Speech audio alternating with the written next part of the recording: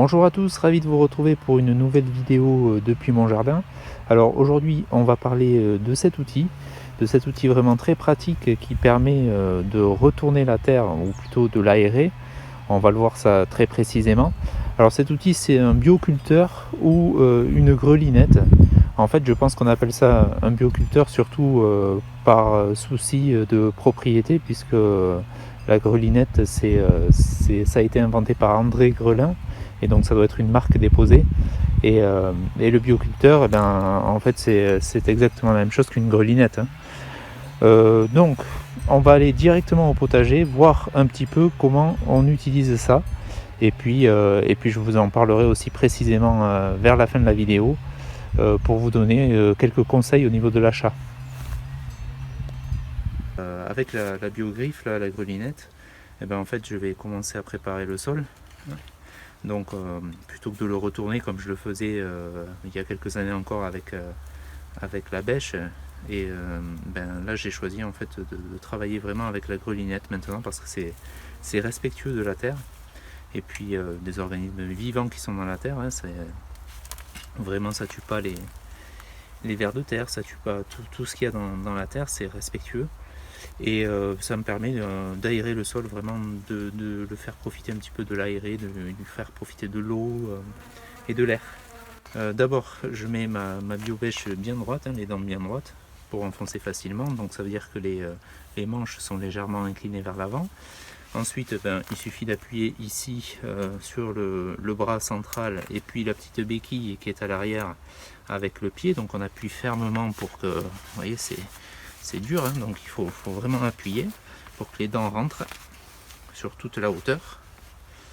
Et puis ensuite, je bascule simplement vers l'arrière en gardant le dos bien droit. Puis regardez, la terre se lève et puis voilà, on a aéré. Donc je poursuis le travail progressivement, comme ça, sans trop d'effort.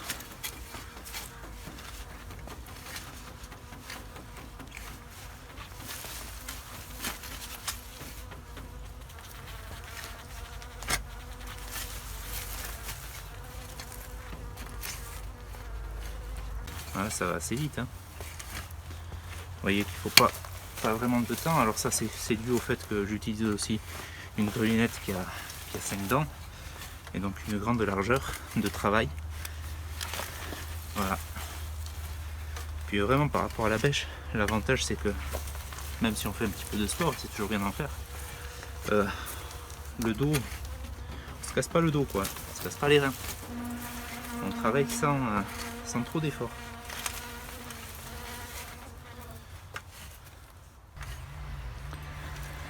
Voilà, maintenant que vous avez vu un petit peu le principe et l'utilisation de cet outil pour retourner la terre assez facilement, hein, finalement, et sans effort et surtout sans se péter le dos, ça c'est quand même assez important.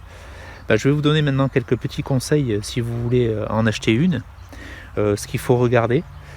Voilà, parce qu'il y a différentes marques qui proposent différentes grelinettes et puis elles ne sont pas toutes de la même qualité.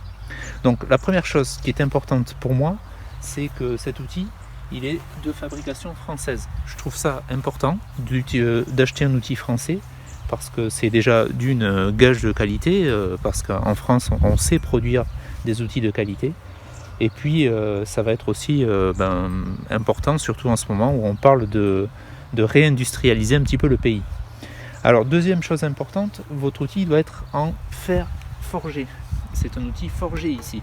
C'est quelque chose de costaud avec un tube épais et des pics aussi ici qui sont costauds. C'est-à-dire ça ne va pas se plier dès la première utilisation. Normalement, sauf si vous y allez vraiment comme un âne et que vous y allez dans une terre qui est vraiment trop sèche.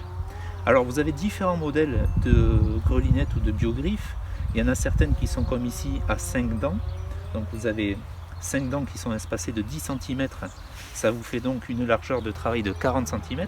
Ça c'est assez pratique si vous travaillez sur un potager qui est grand. Et donc avec de grandes surfaces à retourner, vous allez aller assez vite.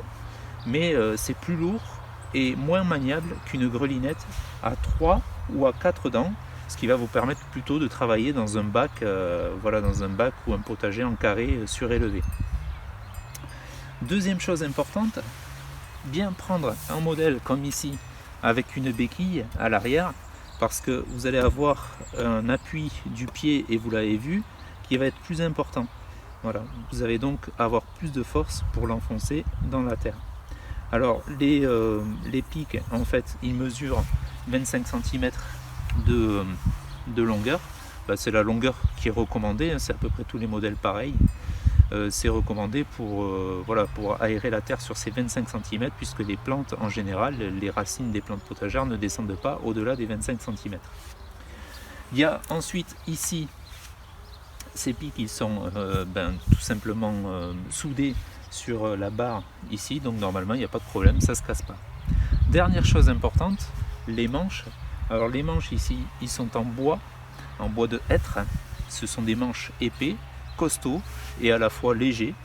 Et ce qui est important, c'est de vérifier qu'en fait ils sont en bois FSC, ce qui garantit en fait que chaque fois que le bois est utilisé ou que les arbres sont abattus pour faire ces manches, eh bien ils sont remplacés. Donc c'est plutôt éco-géré. Voilà pour cette petite vidéo. Alors j'espère que je vous ai convaincu d'utiliser cet outil qui est quand même assez respectueux de la faune au potager. Et si ça vous intéresse de l'acheter, eh bien je vais vous mettre un petit lien d'affiliation dans le descriptif de cette vidéo. Voilà, nous on se retrouve bientôt pour de nouvelles vidéos. Bye bye.